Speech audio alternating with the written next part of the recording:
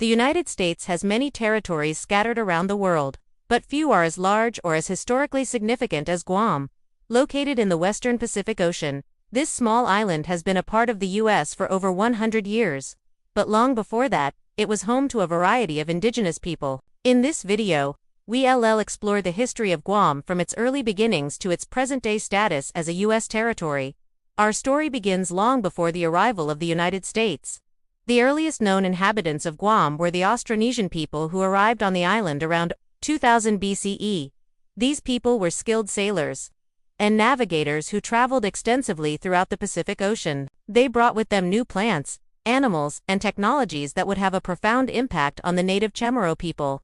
Over the next few centuries, the Austronesians would spread out across the island and establish small villages and settlements. In the 15th century, the Spanish began exploring and colonizing the Pacific. On March 6, 1521, the Portuguese explorer Ferdinand Magellan landed in Guam, becoming the first European to set foot on the island. He named it Guam after the local people, the Chamorros. The Spanish would go on to establish a number of missions and settlements throughout the island, but they would never fully conquer it. The Chamorro people fiercely resisted the Spanish, and their culture and language survived to this day. In 1692, the Spanish began to lose interest in Guam, and the island was largely abandoned until the 19th century. During this time, the island became a haven for pirates and privateers, who used it as a base to raid Chinese and British ships. One of the most famous pirates to ever operate out of Guam was Qing Shi, a Chinese pirate, who amassed a fortune raiding Chinese and British vessels. In the early 19th century, the Spanish began to reassert their control over the island. They built a new settlement at Apra Harbor and began to exploit Guam's natural resources. The Spanish also brought in new slaves from Africa and other parts of Asia to work on the plantations and in the mines.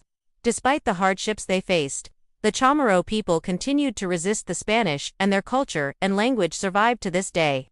In 1898, the Spanish-American War broke out, and the United States went to war against Spain. The U.S. quickly captured Guam and the island became a U.S. territory.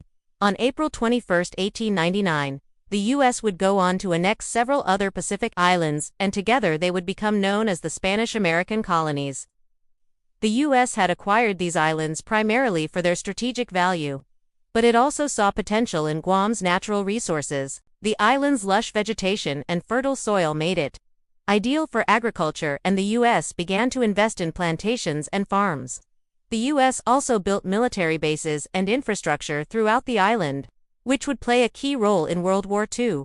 During World War II, Guam was attacked by the Japanese, but it was successfully defended by a small group of soldiers and civilians. After the war, Guam was returned to the United States and its status as a territory was reaffirmed. Today, Guam is an unincorporated U.S. territory, which means that its residents are U.S. citizens but do not have the right to vote in federal elections. While Guam does have a non-voting delegate for the House of Representatives, it is still very much a part of the U.S., and its economy is closely tied to the U.S. military.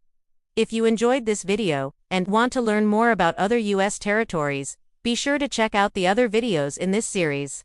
Thank you for watching, and see you next time.